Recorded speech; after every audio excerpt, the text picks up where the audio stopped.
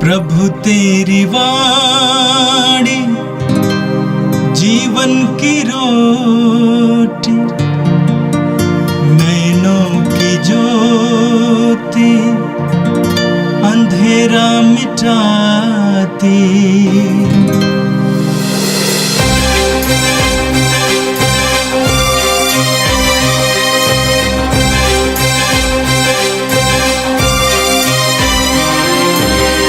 प्रभु तेरी वाणी जीवन की रोटी, नैनों की ज्योति अंधेरा मिटाती। प्रभु तेरी वाणी जीवन की रोटी, नैनों की ज्योति अंधेरा मिटाती। वाणी वाणी वाणी वाणी वाणी पवित्र है, शाश्वत है, जीवन का मन्ना है। 8 अप्रैल शुक्रवार। पहला पाठ नबी यिर्मयाह का ग्रंथ, अध्याय 20, पद संख्या 10 से 13। पाठ का मूल अंश है, प्रभु एक पराक्रमी शूरवीर की तरह मेरे साथ है। मैंने बहुतों को यह फुसफुसाते हुए सुना है, चारों ओर आतंक फैला हुआ है, इस पर अभियोग लगाओ, हम उस पर अभियोग लगाएं। जो पहले मेरे मित्र थे वे सब ताक में रहते थे कि मैं कोई गलती कर बैठूं, और यह कहते थे वह शायद प्रलोभन में पड़ जाएगा और हम उस पर प्रबल होकर उससे बदला लेंगे। परंतु प्रभु एक पराक्रमी शूरवीर की तरह मेरे साथ है। मेरे विरोधी ठोकर खाकर गिर जाएंगे, वे मुझ पर प्रबल नहीं हो पाएंगे और अपनी हार का कटु अनुभव करेंगे। उनका अपयश सदा बना रहेगा। हे विश्वमंडल के प्रभु, तू धर्मी की परीक्षा करता और मन तथा हृदय की थाह लेता है। मैंने अपने को तुझ पर छोड़ दिया है, मैं देखूंगा कि तू उन लोगों से क्या बदला लेता है। प्रभु का गीत गाओ, प्रभु की स्तुति करो, क्योंकि उसने दीन की आत्मा को दुष्टों के हाथ से छुड़ा लिया है। यह प्रभु की वाणी है। संत योगन के अनुसार पवित्र सुसमाचार अध्याय 10 पद संख्या 31 से 42 तक। यहूदियों ने यीशु को मार डालने के लिए फिर पत्थर उठाए। यीशु ने उनसे कहा, मैंने अपने पिता के सामर्थ्य से तुम लोगों के सामने बहुत से अच्छे कार्य किए हैं। उनमें से किस कार्य के लिए मुझे पत्थरों से मार डालना चाहते हो? यहूदियों ने उत्तर दिया, किसी अच्छे कार्य के लिए नहीं, बल्कि इस निंदा के लिए हम तुमको पत्थरों से मार डालना चाहते हैं, क्योंकि तुम मनुष्य होकर अपने को ईश्वर मानते हो। यीशु ने कहा, क्या तुम लोगों की संहिता में ये नहीं लिखा है? मैंने कहा, तुम देवता हो जिनको ईश्वर का संदेश दिया गया था।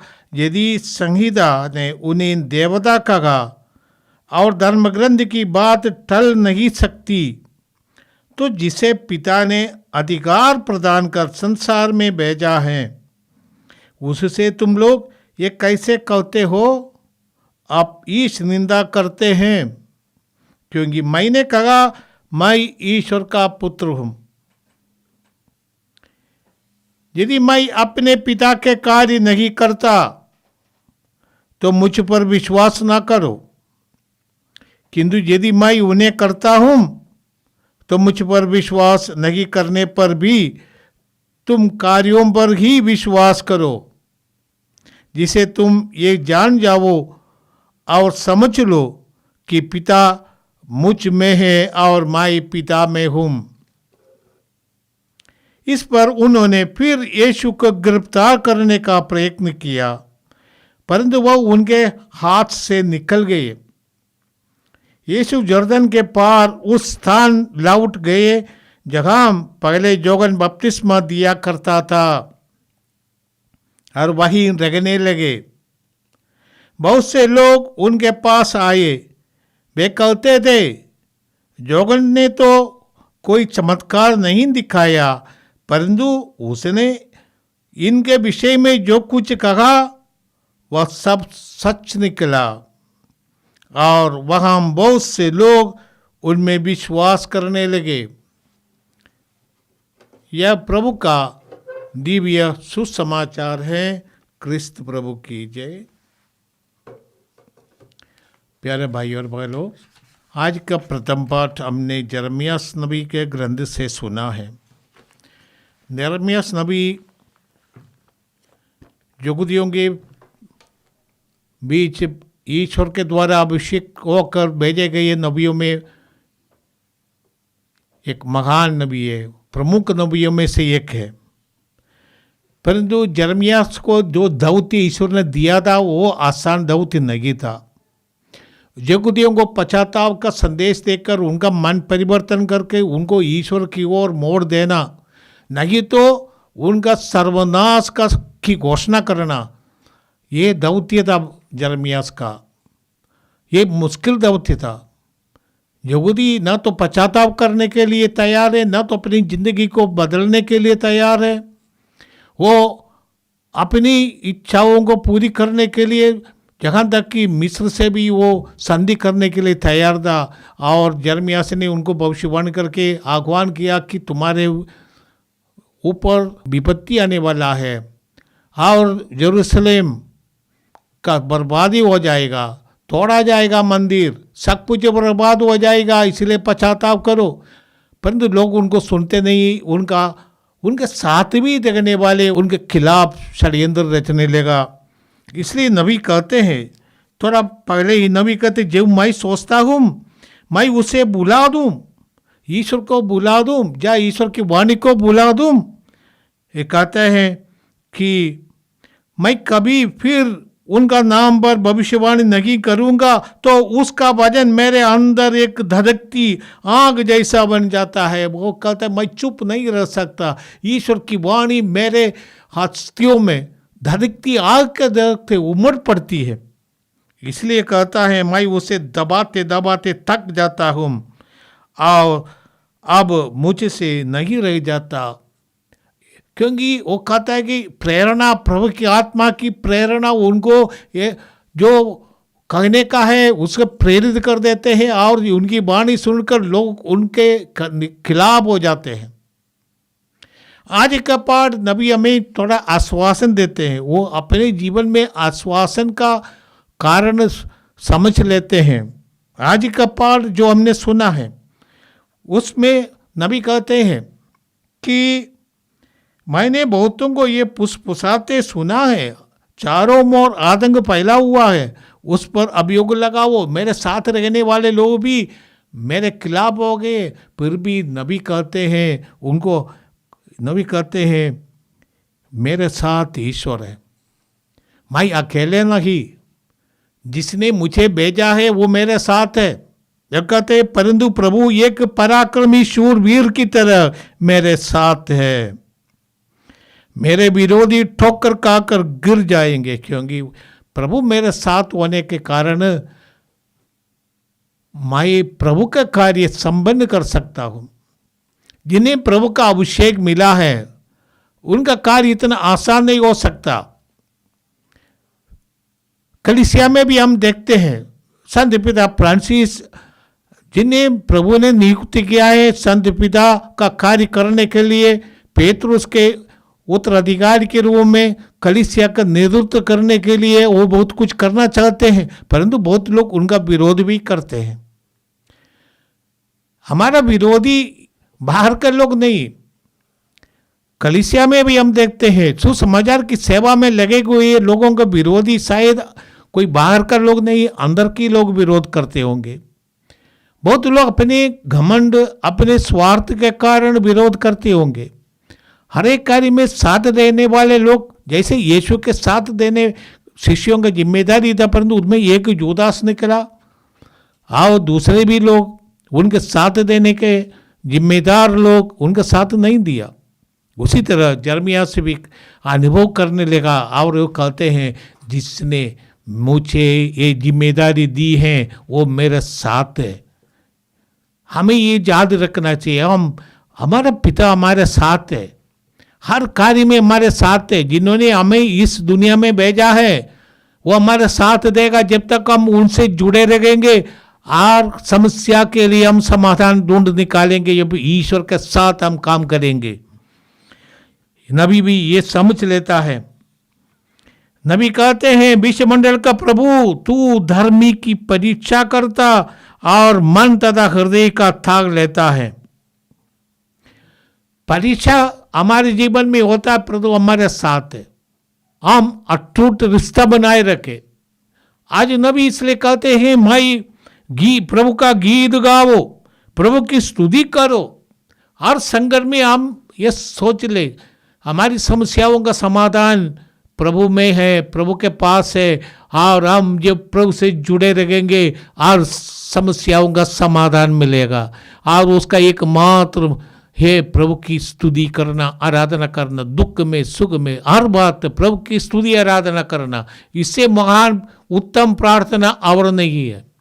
प्रार्थना में स्तुति आराधना करने से ही हमारी समस्या टूट जाती है, समाप्त हो जाती है, रोगियों को चंगाई मिलते हैं, मांगने की जरूरत नहीं पड़ता। हमारे पिता जानते हैं हमें क्या चाहिए, परंतु पिता से जुड़े रहने का एक तरीका है स्तुति और आराधना करना, उनके महिमा का नाम जानते हैं। जैसे प्रेरितों का कार्यकलाप अध्याय 16 में पढ़ते हैं कि किस तरह पौलुस और उनके सिलास कुरिन्दी में कैदी बनाए गए थे, और वहां पर कारागृह में वो स्तुति आराधना करने लगे, चिल्ला चिल्ला कर। रात के अर्धरात्रि में भी वो चिल्ला चिल्ला कर प्रभु की स्तुति आराधना करने लगे, और उस समय भूकंप आ गया, और हम जानते हैं कि कारागृह का फाटक खुल गया, कैदी सब भाग गए। और पौलुस और उनके साथी सिलास ने जेलर से कहा, हम लोग भागे नहीं है, हम लोग सब यहीं पर है। ये चिन्ह चमत्कार हो गया उनकी प्रार्थना के कारण, स्तुति आराधना के कारण। हर संकट में, हर समस्या में आज जरमिया में सिखाते हैं हम प्रभु की स्तुति आराधना करें ये विश्वास के साथ, वो मेरे साथ है, इसने मेरे अभिषेक करके भेजा है उनके कार्य को पूरा करने के लिए। हमारा एक ड्यूटी है, एक मिशन पर प्रभु ने भेजा है, उसको पूरा करना ये हमारी फर्क है, हमारा उत्तरदायित्व है। परंतु प्रभु हमारे साथ रहेंगे। ऐसा आज के सुसमाचार में भी हम देखते हैं। आज के सुसमाचार संत जोगन के अनुसार सुसमाचार अध्याय 10, एक घटना यीशु यरूशलेम में मंदिर में है। इसके पहले यीशु ने भले गलीलिया का दृष्टांत समझाया। इसके बाद यीशु मंदिर गए थे। मंदिर में उस दिन जो यहूदियों का महा त्योहार है, द फीस्ट ऑफ डेडिकेशन, समर्पण का त्योहार, हनुक्का, और समर्पण के आदर में यहूदी इस त्योहार मनाते हैं। और हर साल ये दिसंबर महीने के आसपास आते हुए क्रिसमस के बड़ा दिन के आसपास आते हैं। और इस साल ये 18 दिसंबर से 24 दिसंबर तक में आ जाएगा। तो इस संदर्भ में यीशु वहाँ पर लोगों से कह रहे थे कि मैं और पिता एक हूँ। जो उनके सुसमाचार में हम पढ़ते हैं, जो मुझको देखता है पिता को भी देखता है, और मैं और पिता एक हूँ। यहूदी ये स्वीकार नहीं कर सकते। यहूदी कहने लगे, ये ईश निंदा करते, अपने को ईश्वर का बराबर कहते हैं। यीशु के ये शिक्षा यहूदियों के लिए एक प्रकार का ईश निंदा है, और यीशु को मृत्युदंड देना है। यही यहूदियों का नियम के अनुसार है। जो किसी अपने को ईश्वर के तुल्य, ईश्वर के बराबर माने, जो अपने को ईश्वर माने, तो यहूदी उसको सर्वनाश कर देंगे। हम पढ़ते हैं पवित्र ग्रंथ में, हम पढ़ते हैं मत्ती के सुसमाचार अध्याय 9 पद संख्या 1 से 8 तक में हम पढ़ते हैं कि एक अर्धांग रोगी को लोगों ने लाया। उसको देखकर यीशु ने कहा, बेटा तुम्हारा पाप क्षमा हो गया है। तब सब लोग खोलने गए, कैसे ये आदमी पाप का क्षमा करते हैं। पाप की क्षमा करने का अधिकार केवल ईश्वर का है। यीशु ने कहा ये क्या ये आसान है कि तुम्हारा पाप क्षमा हो गया, या ये कहना उठो आओ तुम्हारा खाट लेकर अपने घर जाओ। और यीशु ने कहा तुम लोग जान ले कि मानव पुत्र को पाप की क्षमा करने का अधिकार है। इसलिए अर्धांग रोगी से यीशु ने कहा बेटा उठो तुम्हारा खाट लेकर अपने घर जाओ, और उठ खड़े हो गए। ये एक चमत्कार वगाम्बर हुआ, लोग अचंभे में पड़ गए। यीशु ने कई चमत्कार दिखाए थे, और ये सब इस साबित करने के लिए कि ईश्वर हमें प्रेम करते हैं। यहूदी कई बार ताक रह गए थे कि क्या वो यीशु उस विश्राम के दिन किसी प्रकार का चंगाई करेंगे या नहीं। वो कभी कभी प्लांट कर देते रोगियों को, उनको देख कर यीशु के दिल में उनके प्रति सहानुभूति होती है, और यीशु उनके प्रति दया के भाव से उनको चंगाई देते हैं। और यहूदी जानते हैं क्योंकि ईश्वर का प्रेम यीशु में प्रकट है। यीशु ईश्वर का अनादि शब्द मनुष्य बनकर हमारे बीच आने वाला, हमारे प्रति ईश्वर का मुख हम यीशु में देखते हैं। ईश्वर कैसे है हमें यीशु में देखते हैं। यीशु की वाणी और यीशु का कार्य हमें ये बताते हैं कि ईश्वर कौन है, क्या है, कैसे है, हम यीशु में देखते हैं। इसलिए यीशु ने अपने शिष्यों से और यहूदियों से कहा पिता और मैं एक हूँ। यहूदी कर उत्तेजित हो जाते हैं, उनको पत्थर से मार डालने के लिए पत्थर उठाते हैं। तब यीशु उनसे कहते हैं तुम मेरे किस अच्छे कार्य के लिए पत्थर मारते हो। यहूदी ने कहा कोई अच्छे कार्य के लिए नहीं, तुम अपने को ईश्वर के बराबर बनाते हैं, इसलिए हम लोग पत्थर मारने के लिए तैयार है।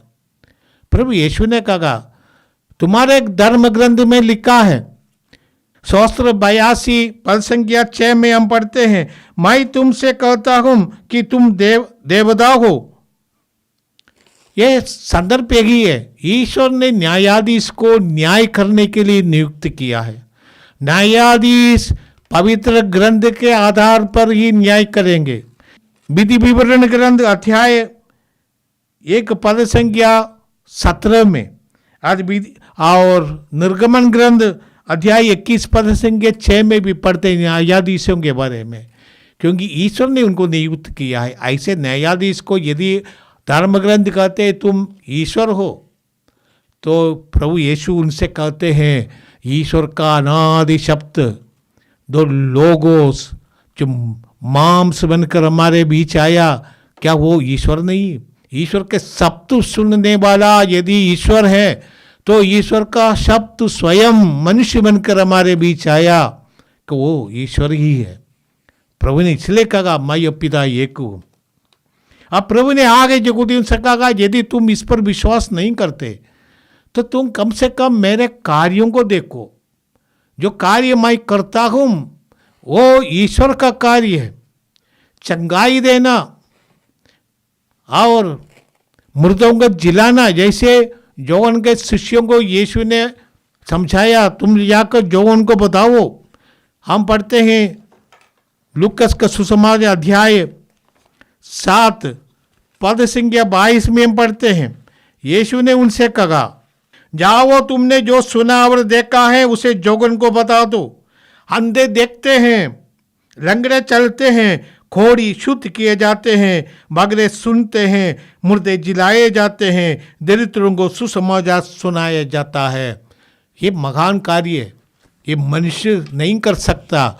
मुर्दों को जिलाने का कार्य मनुष्य कभी नहीं कर सकता। जो कार्य प्रभु ने किया, प्रभु कहते ईश्वरीय कार्य है। ये कार्य मेरा प्रमाण है कि मैं पिता से आया हूँ, पिता मुझ में है और मुझ के मेरे द्वारा ही पिता ये कार्य संपन्न करते हैं। विश्वास का वरदान हमें चाहिए। बहुत लोग यीशु पर विश्वास किए थे, परंतु जिनकी जिम्मेदारी था, जो धर्म ग्रंथ जानते हैं, शास्त्री फरीसी और नेतागण विशेषकर पुरोहितगण वो धर्म ग्रंथ को जानते हैं। वो क्या वो रट करते थे धर्म ग्रंथ, उसका गहराई से अर्थ नहीं समझते थे, इसीलिए वो यीशु के खिलाफ हो गए। हम भी ऐसे कर सकते हैं, नियम हम जानते हैं और ये सब केवल एक लिटररी इंटरप्रिटेशन व्याख्यान देते हैं, अक्षरशः का व्याख्यान देकर लोग अपने को ईश्वर की कृपा से वंचित कर देते हैं।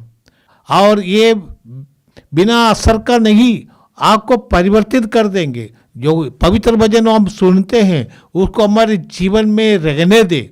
प्रभु ने कहा यदि मेरी शिक्षा तुम्हें बनी रहती है तो तुम मेरे शिष्य हो। जब पवित्र वचन हमें निवास करेंगे, जैसे माँ मरियम ने कहा जी हाँ मैं प्रभु की दासी हूँ, तेरी इच्छा मुझ में पूरी हो। वचन शब्द शरीर धारण कर माँ मरियम के गर्भ में निवास किया। माँ मरियम अभी से साधारण स्त्री नहीं, ईश्वर की माँ बनी। हम लोगों का भी यही है। हम प्रभु से जितना जुड़ेंगे, जितना हम प्रभु के समान बनेंगे, जितना प्रभु का पवित्र वचन हमारे जीवन में प्रभावित करेंगे, उतना हम ईश्वर का कार्य करने में सफल हो जाएंगे और करते रहेंगे। हमारे जीवन परिवर्तित हो जाएंगे। हम ईश्वर के असली प्रतिरूप बनेंगे, जिस प्रतिरूप में ईश्वर ने आदम बाबा को बनाया था और आदम बाबा ने वो प्रतिरूप को बिगाड़ दिया अपने पाप के कारण।